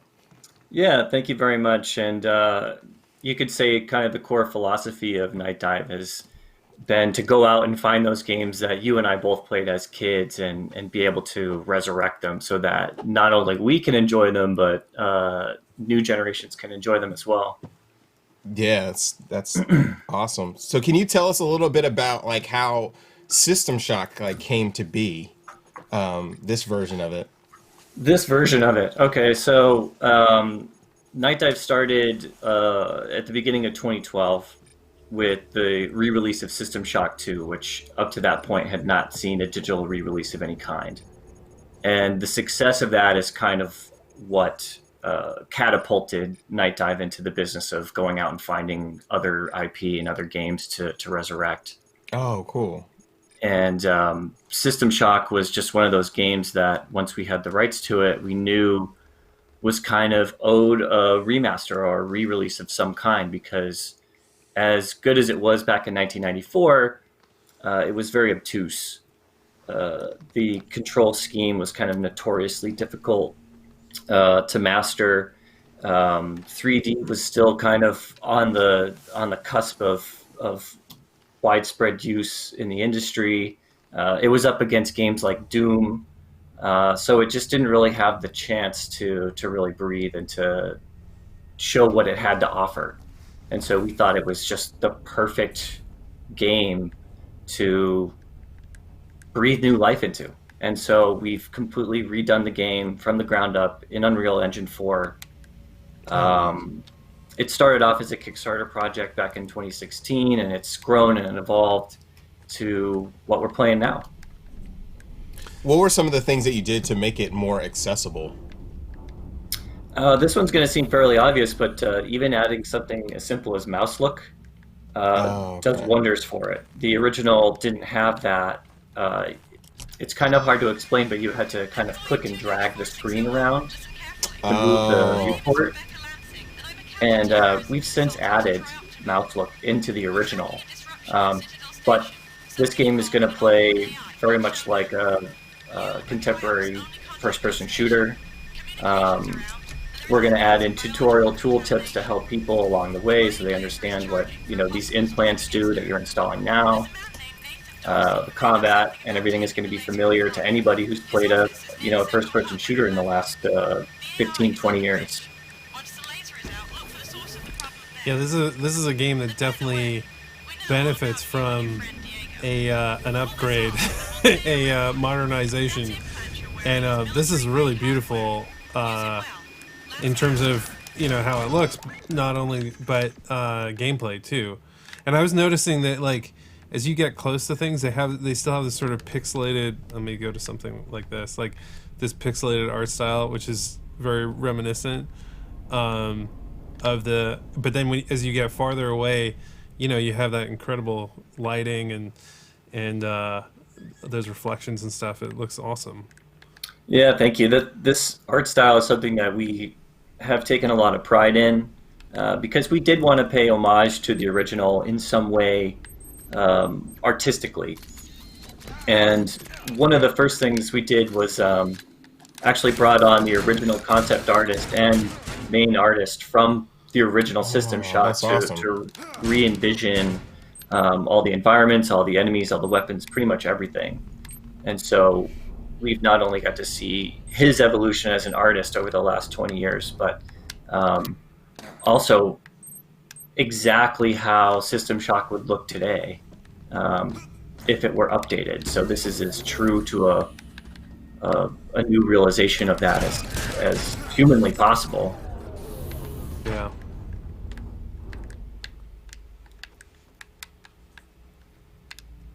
Yeah, you want to pick up that ammo.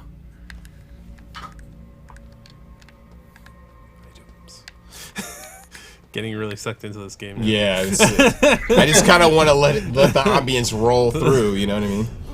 I mean, I don't mind watching. It's always a thrill to see somebody play it for the first time.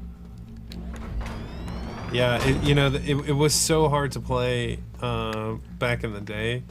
I wasn't primarily a PC gamer.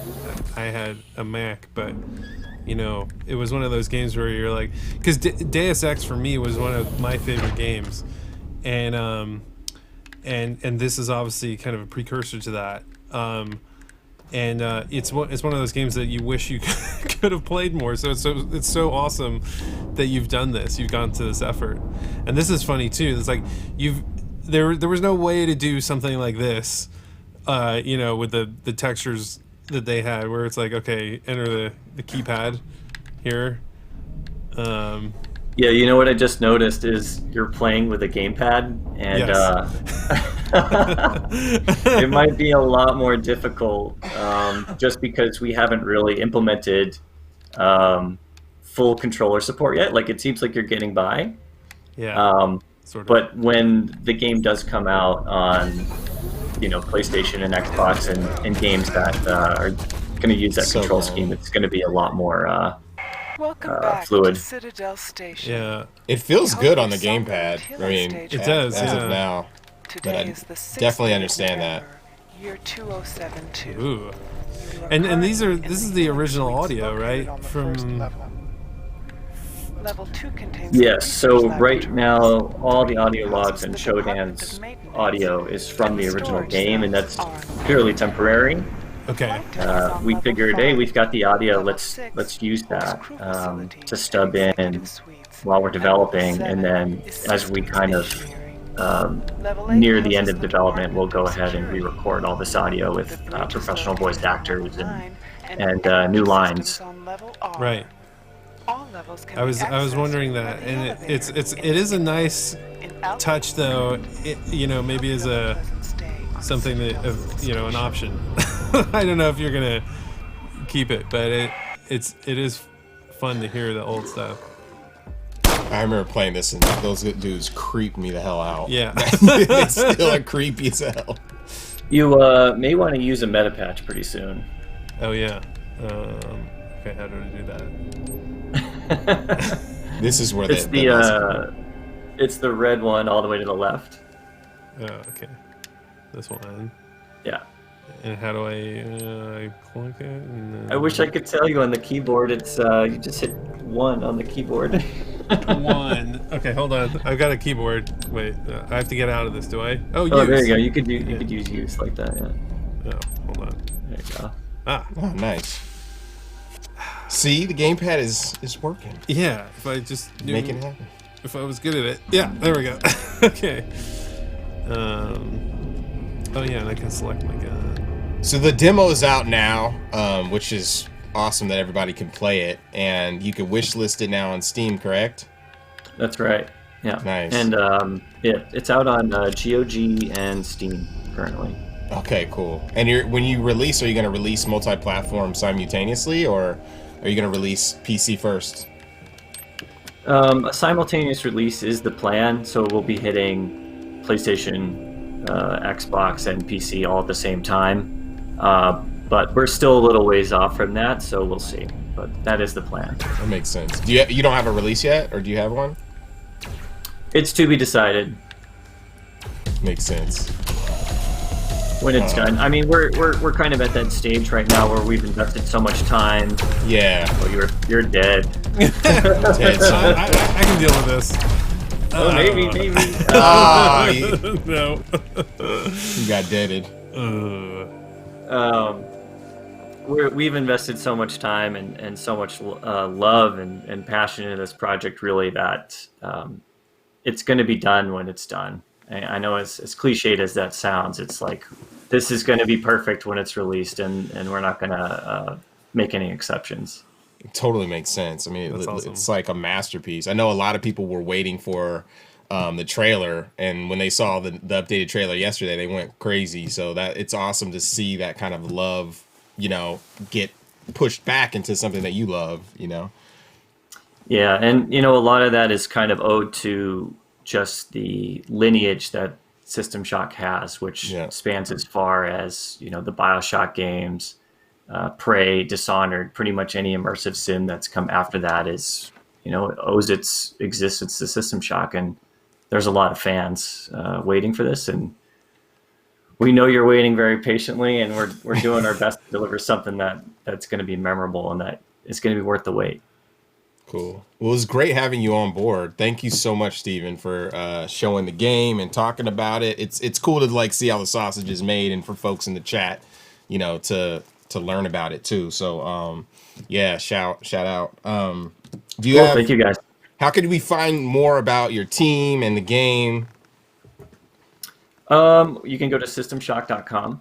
That's the easiest one. And we do actually still have a backer kit open for those who still want to back the project and score some really cool swag at the same time.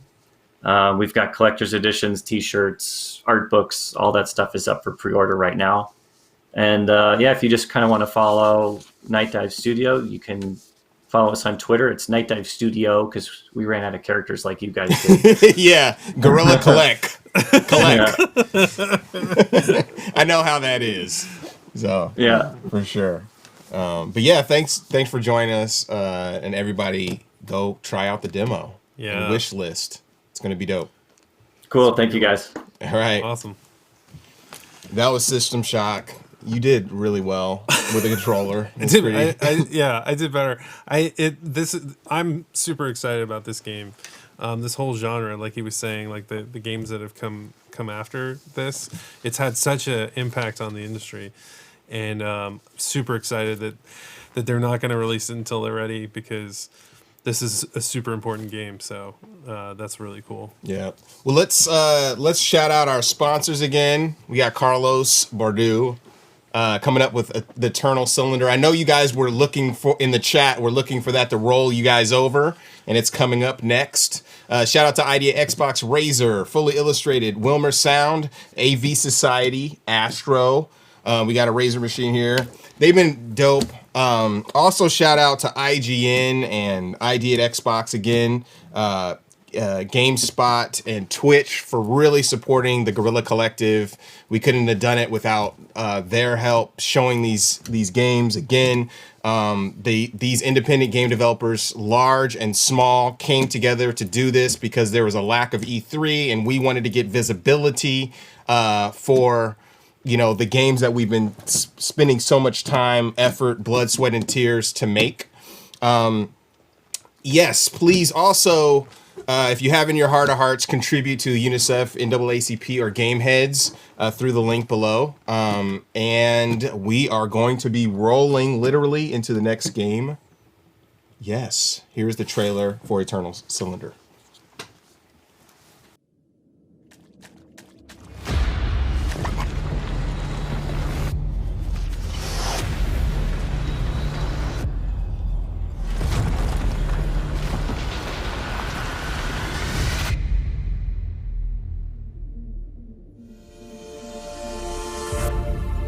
Far from here, beyond the furthest star, a cataclysm threatens an entire planet. But light shines through the smallest of cracks.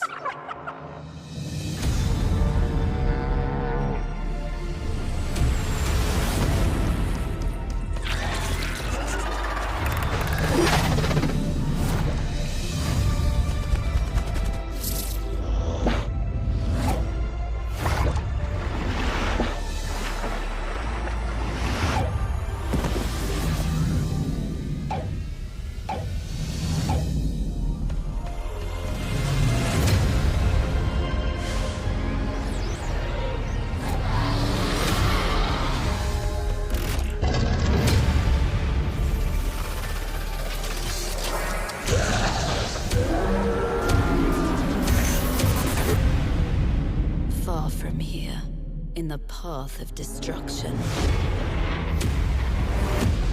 no one survives alone.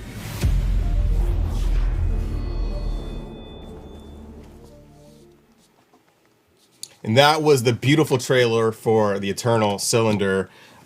We do have Carlos on board to talk about the game. We're going to play the game. Hey, what's up, Carlos? Hello, how are you guys? Pretty good. Great. The game looks amazing. I think the first time we played it was at Good Shepherd's hidden area at Gamescom, and it was so beautiful. Yeah. I remember seeing the game when you first started. Was it in 2015, 2016? Around 2015, 2016, I did a type of a small prototype I did with a colleague, Yeah. It wasn't expected to be like the official next Ace Team game that we were doing at the time. It was just a kind of a personal project, and we took it to a GDC, like to show it around. But then it started catching the attention of people, and was like, wow, it seems like this is more than we anticipated, and it grew into this pretty large project. I would say definitely one of the biggest things we've done to date. So yeah, it's been quite a trip. The game is so dope that people are accusing it of breaking the stream. Yes, I yesterday. And we're gonna it doesn't break this one. Yeah, it definitely. We hope so. When the cylinder comes, run, because we don't want the stream to be steamrolled. We are going to be making a moat because everyone's so good in the chat. I know everyone's talking stuff in the chat right now. Shout out to the chat for being very hilarious and vocal. But we're going to play the game. Sure. Oh. It's cool. I hit continue. We're gonna play in a continued state. It's gonna be great. Continued state. Well, I can let you. The voice inside the Trebum's memory. Maybe you're the big. Yeah, start. Go to the main menu and maybe start from the beginning. Okay, let's do that. That is going to show the new game. Cool, Excellent. Awesome. Yeah, just walk us through it. The gameplay and what's going on. So it's definitely a different game. It's a game about these little creatures which are being introduced here in this intro cinematic, which are the Trebum. The Trebum are directly inspired by Qbert. It's this funny little head creatures with a trunk and two legs, very similar. But they have this ability to mutate and eat things in the environment and transform. So you're a family of these little creatures that are born in this alien world. As you see, as soon as you exit the intro cinematic, you start right there right in front of the cylinder, and they're tossed. You appear in this very hostile alien world, and it's a survival game, but not a survival game. It's an adventure game, but not an adventure game. It's really something that's quite different. People have been comparing it to Spore, but really nothing like Spore at all. It's not. Maybe the looks of some of the creature designs and stuff like that, but it's its own thing. Yeah, this feels really unique. It's very intuitive, like how you have to combine like different elements, run things that you have to. Yeah. If you look backwards, you start and immediately you have this massive cylinder that's crushing the whole world. You don't know what's going on. And one of the big difficulties we've had with the project is definitely the technical aspect is pretty big in this project, because we have everything that's being destroyed here is actually dynamic. It's not that we faked it only for we didn't only fake it for the introduction of the game at the scene. Like many games, like maybe have some very cool starting setup where you had like lots of maybe particles and stuff. But the truth is that for this game, the cylinder is rolling at times all the time, and it can get to it can go pretty fast. So we had to have all sorts of different solutions for static objects, like solid objects like rocks and things that you can see kind of break and explode, but we also have trees that bend and many different things, the creatures that can crush and stuff. Yeah. He was making me nervous, kept looking behind him. I was like, look forward. Yeah, we've been going. At the beginning, we had the cylinder going like at a stable speed, and people were dying in the very first minutes of the game, so we don't want that to happen. But right now that the cylinder has stopped, you start getting introduced into the first basic things that the creature starts. And as you'll see, you get these like kind of weird grasshoppers, and they drop this little egg there. And if you eat it and choose it, you'll notice one of the main features of the game. Right now, our little friend is eating that piece, and boop. You grow these grasshopper legs, which allow you to sort of jump out of the ditch and sort of start exploring and playing around. So the game is separated in a structure that's not very typical compared to other titles, in a sense that, yes, it is procedurally generated, the terrain, but at certain moments we have the the game go into like pre-designed areas where we want to further the narration of the game, where we want to further the story, and do specific puzzles or specific areas. So if you, for instance, if you can see that fish over there, the one that's swimming over there. If you can go and eat it, try going there and eat. Yeah, exactly. If you go out and eat it, you'll notice that you'll acquire another mutation. The mutations stack on each other. Not all of them, but now you have a big body, so this allows you to have a bigger inventory. You have to be. This game has a lot of features. You have a stamina wheel for swimming, and all mutations can alter different aspects of the treble in many ways. So these are. Oh, go ahead. Sure. No, talk about it. This thing is crazy looking. Yeah, that's one of the animals of the game. They just wander around there. Those are.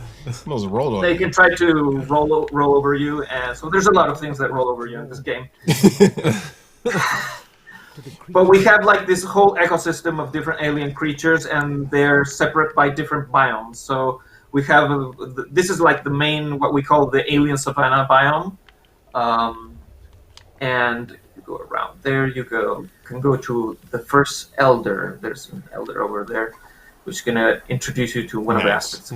I like the roll. You can roll. It's so dope. Yeah, we made Rock of Ages. Yes, that's what I was gonna say. It's like reminiscent. We like rolling, so that's cool. Surrounded by this light, the Trebhum knew. So as I was saying, there's different biomes with totally different types of environments, and there's different creatures that you'll encounter. They range in scale and size. And some are predators, some are herbivores, some are very dangerous, some are not dangerous at all. We're trying to make this kind of ecosystem in which the player gets to explore. But what makes it unique also is the aspect of how progression goes on with the cylinders sort of forcing you to move forward, and we have to sort of build the world as you move forward. So we constantly have to load in the environment. The inner voice said, "Run." The towers would not stop the cylinder unless they were. So cool. Look at these guys. So now you should go to the tower that you see. You should roll to any of those two towers. You can check. You see the big red beam? Yeah. Go that direction, for instance. Okay. Yeah. Either of those. He's getting nervous. You see that? I'm panicking. He's like walking slowly. Freaking out. The music is intended to be. Yeah. So Yeah. You have to reach that tower over there. I'll make This it. is the very beginning, so you're basically learning the. Step on the symbol, or the cylinder would That's not cool. be stopped. Later on in the game, the cylinder gets this red glow, and it really catches a lot of speed. I mean, it goes really, really fast. So you're basically racing your way for your life, and with all these little creatures, you have to really, really run away. Oh, look at that guy. Yeah, that's we call him the Chomper. Yeah, you should stand there and let him eat you, Alex. I have to stay on the blue. Oh. I've got to stop the cylinder, right? Stop it up. There we go. So there you're safe, and you can. I was scared. I thought Chomper was going to smash you on while you were stopping it. The power of the He's a eternal vegetarian. cylinder was contained. Wow. So the structure of the game is a little bit like that, but not entirely.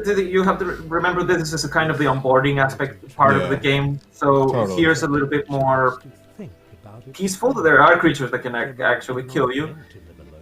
But to the right, you'll notice there was this kind of snowy area that you can go over there. So that's a small, brief introduction to one of the different biomes. So if you go there, you'll notice that the treble will start shaking and because it's cold, and you're going to actually start losing health. But if you move to the left over there, I'm just cheating here. I'm telling you, you can see those like puffy balls near to those corals things that are right behind you. If you could go right back to the behind you, right behind you, where you see that sort of coral things. Coral. Oh, this. Looks like a coral. Yeah, those. No. Turn around. No. Okay. Turn around to go the other Right way. there. Right there. Right, into Right. the snow. Into the snow. Okay. Into the snow. Sorry, there's a The little snow. bit of a delay, I think. When you, okay. Yeah.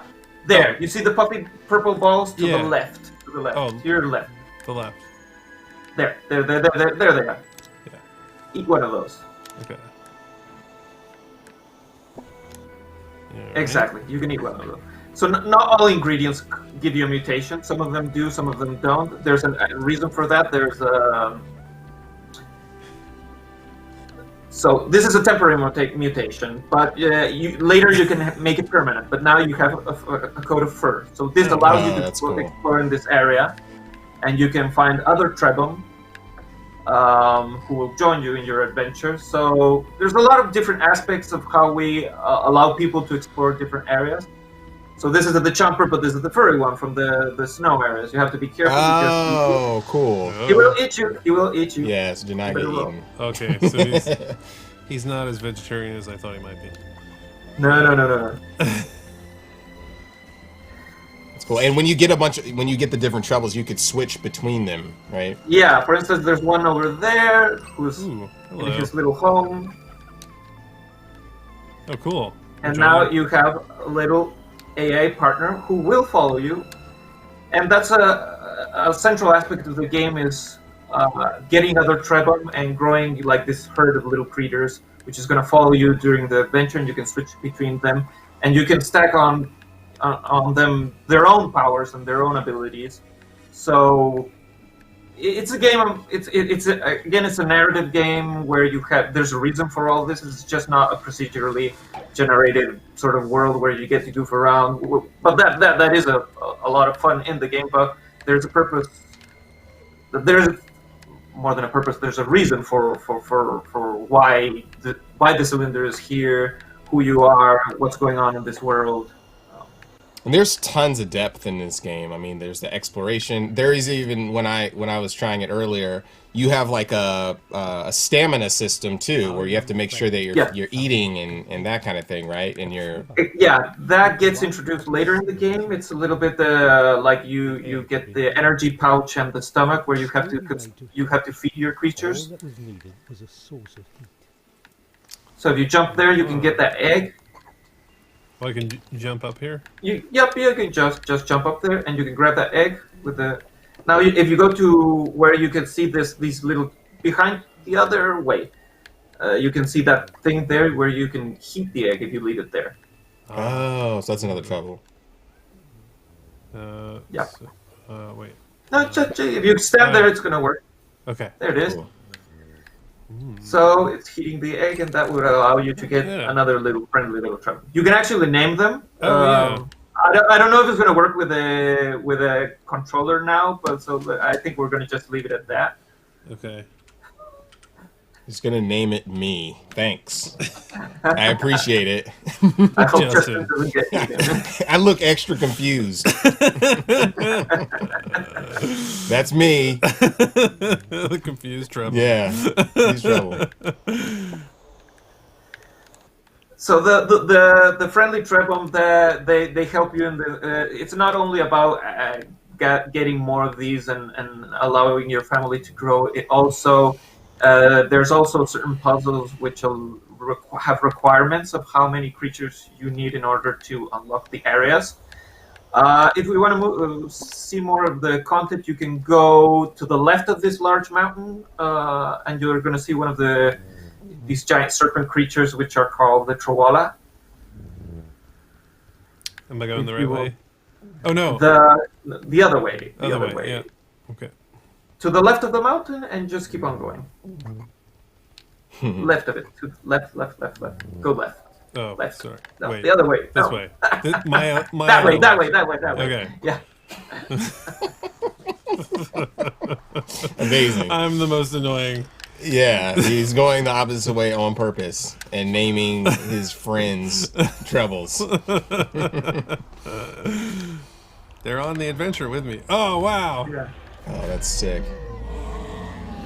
Yikes. So right beneath this colossal creature, there's a sort of entry to a interior, one of what we call the Elder Caves, because there's basically these indoor environments where you can had been built. explore more. Here you get more introduction to the story of the game and how that in this large and dangerous aspects about the game. Now you could have the way you resolved this part of the beginning of the game was getting these 3 specific trebom, but there are other in the outdoor environment which you can get in different ways and see and discover other mutations. And that's the idea, that different people will solve this in different ways. That's cool. Ooh. There's a lot of backstory and history that you've created for this game. Yeah, well, one of the games we're most well known for is Xenoclash, and a lot of people appreciate the type of surreal worlds that we create, but also the surreal stories that we make for those worlds. So here, for instance, you start getting some puzzles. So you have this strange door with this box-shaped statue, and you're getting introduced to this strange ingredient. So it's all part of the puzzle. We have a compendium for creatures, food. At the moment, you don't have the mutation, which allows you to add creatures into your compendium. But you'll notice this area opened up, and if you can go there, one thing you haven't showed that much is throwing water with your trunk. So with the right trigger, you can shoot. If you hold. Oh, cool! And they join in. And they join in. So that's awesome. Another organic piece. One. Yeah, I think you should eat that one. Okay. You should definitely eat that one. He's slipping down up the stairs. Oh. That's one of the. I thought he was transforming. No. Ah, there he is. Nice. So now you are part of the puzzle. You are now part of the puzzle. So you would have tried to enter that socket before, it wouldn't have opened. So now with the square trebom, you can access to this area, and you find yourself with Gromo, the Elder. Inside the cave, the trebom found a living. So the game is. It had been waiting in this chamber. Since you're in this kind of alien world, at the beginning we didn't have the narrator in the game. That's something that came later during.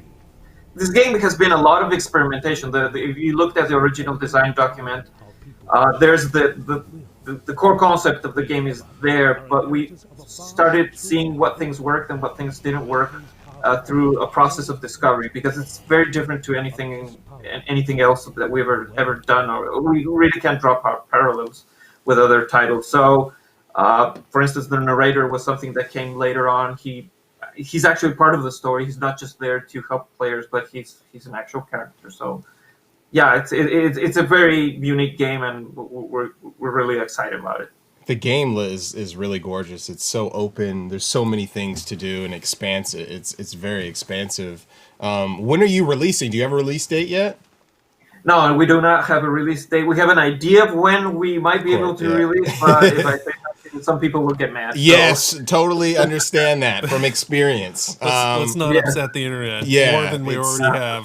Yeah, but yeah, it's really awesome. Can you wish list it, and where will you be able to find it?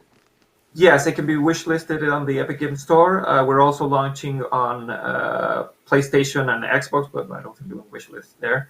It will be a simultaneous release, but yeah, we don't know when. Still. Cool. How can we find out more about the Eternal Cylinder? I should call out that there's a beta. You just have to register at eternalcylinder.com. And if you want to know more about Aceteam, aceteam.cl, we're a Chilean studio, so .com, CL, to check more about Eternal Cylinder and other Aceteam games. Thank you so much for hopping on board, Carlos. It's awesome to see this game. I was so happy that we were able to showcase the trailer the other day, and then actually get to play so people could see exactly what it is, especially since it was blowing up in the chat. And the cylinder did not destroy us today. We're rolling out with the cylinder. I'm also disappointed that it didn't. Yeah. I thought this was one I did well at. Yeah, there's gonna be memes. We're making them. So yeah. Okay, it's cool. awesome. Looking forward to them. All right, thank you so much. That was the Eternal Cylinder. The game is gorgeous. You did okay. Thanks for naming me one of the troubles. I appreciate it. Well, it was great. Yeah, this is a really creative game. This is really amazing. There's something in the water in Chile. Yeah, definitely. Yeah, it's been an amazing experience. We have one trailer that came from New Blood just in that we want to showcase before we head out. Let's roll the New Blood trailer.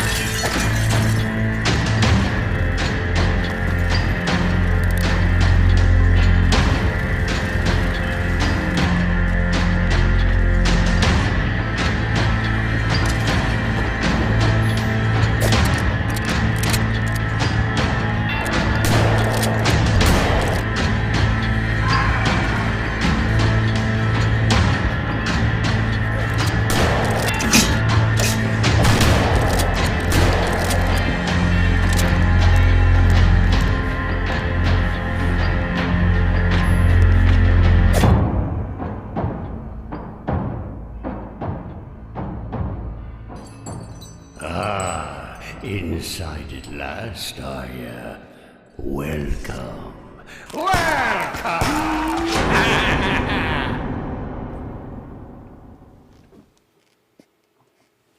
And that was Gloomwood from New Blood. Thank you so much, New Blood, for dropping an exclusive trailer of the Guerrilla Collective. The Guerrilla Collective is now over. It's been an amazing experience. Thanks for hopping on board, Alex. Oh, yeah. Thank and you. this amazing space at Wilmer Sound. We want to thank all of our partners again, IGN, GameSpot, Valve, I said IGN twice. Kind of funny, of course, ID at Xbox, Astro Razor, everybody who's been working with us, Ryan behind the boards, and Tracy and everyone else. It's been an amazing experience. Now we're going to go back to Greg. Peace. And that's it, ladies and gentlemen. The Guerrilla Collective is done. Over 3 days, we've shown you nearly 90 games from almost 80 teams. On behalf of The Mix, Kinda Funny, and every creator who took part in this event, we cannot thank you enough. We hope you all have a fantastic, not E3, I don't know, what are we calling? There's just showcases and events every day now. But for real, from the bottom of our hearts, thank you so much for your support, and no, until next time, it's been our pleasure to serve you.